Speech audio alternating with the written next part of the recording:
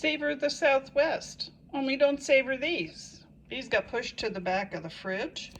It's the 9th of December, and if we look here, it says sell by the 25th of November.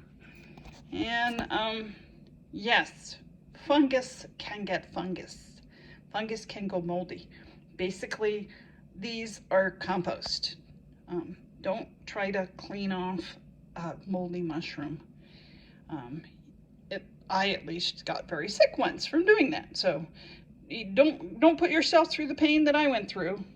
When they're bad, when they smell bad, when they look bad, go ahead and turn them into compost.